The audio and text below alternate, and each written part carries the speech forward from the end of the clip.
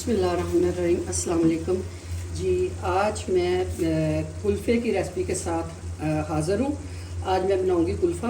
ये मतलब गर्मियों की ये डिश है और थोड़े से सीज़न के लिए ये होता है। तो कब्ज़ के लिए ये बहुत अच्छा है, मैदे के लिए बहुत अच्छा है। तो ये बहुत कम लोग जानते हैं। मैं इसको थोड़ा सा मैंने पानी लिया है, हाफ से भी कम कप था पानी का। ये अपने पानी में गल जाएगा। आपने जी क्या करना है, अगर आपने एक गुट्टी कुल्फ़े की ली है तो एक ही गुट्टी आपने पालक की लेनी है। उसको आपने काट के धो लेना है। ये कुल्फ़ा इस किस्म का होता है, ये वाला, ये शेप ये कुल्फ़े की है। तो यकीन करें कि ये इतना ज़बरदस्त बनता है, इतना ये जायका वाला है कि आपने अगर नहीं कभी खाया तो इसको आप ट्राई करके देखें। बहुत मज़े का बनेगा ये। स्पेशली हमारे यहाँ तो उबले चावल के साथ या फिर ज़ीरे वाले चावल के साथ ये बनता है। तो इंशाल्लाह जब आप बनाएंगे तो आप देखें, अगर आपने इसमें आलू डालने हैं वो ठीक है, लेकिन अगर आप इसे मटन में बनाएंगे तो वो तो क्या ही बात होगी जी। इसको मैंने उबलने के लिए रख दिया है। मैं इसमें शामिल करूँगी ये 3 मिर्चें और इसमें थोड़ा सा मैं नमक शामिल करूँगी, क्योंकि पालक में ऑलरेडी नमक होता है, लेकिन जो कुल्फ़ा है इसमें थोड़ा सा नमक डाला जाता है। ये मैंने हाफ़ टी स्पून इसमें नमक डाल देना है। ये हाफ़ टी स्पून नमक डाल देना मैंने। 3 मैंने मिर्चें डाल दी हैं। ये मैंने आपको दिखाने के लिए रखा था कि ये कुल्फ़ा है, तो इसको आप लाजमी बना के देखें और फिर मुझे आप कमेंट्स बताएं कि ये कैसा बना है जी। जब तक हमारा कुल्फ़ा पालक तैयार हो रही है, उसको मैंने ठंडा होने के लिए रख दिया है कुल्फ़े को। उसको मैंने ग्राइंड करना है। उतनी देर में मैं चावल उबाल रही हूँ।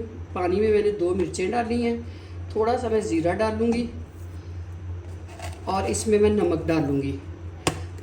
उबले चावलों के साथ इतना इसका मज़ा आता है, साथ सैलेड होगा। ये मैंने इसमें नमक डाल दिया। अब ये पानी उबलेगा तो इसमें मैं चावल डाल दूँगी।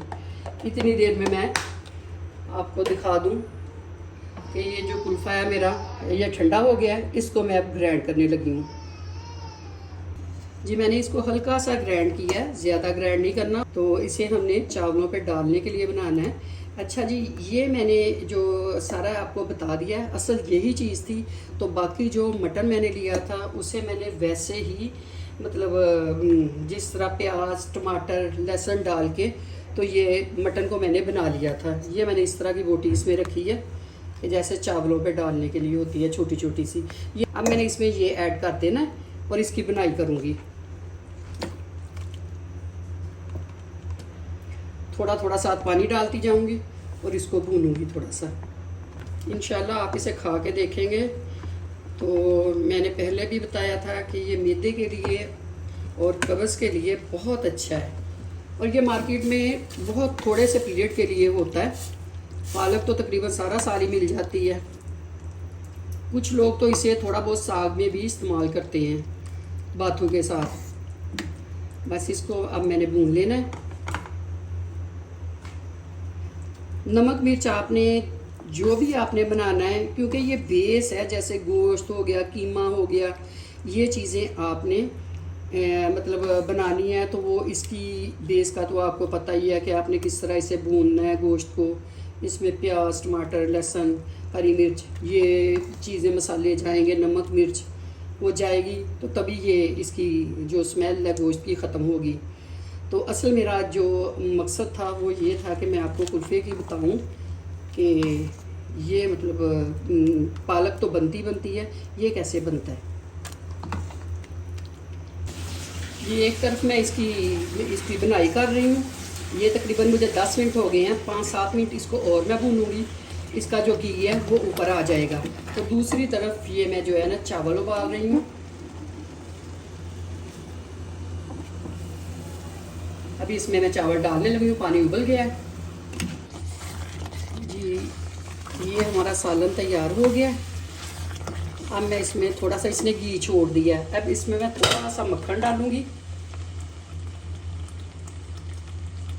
मक्खन का एक अपना ही फ्लेवर है। ये साथ मैंने चावल उबाले हैं।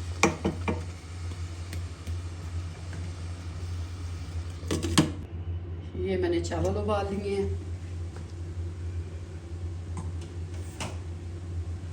जी अब मैं सलाद बना रही हूँ, इसके साथ चावलों के साथ बड़ा मज़ा आएगा। ये एक मैंने छोटा सा प्याज लिया था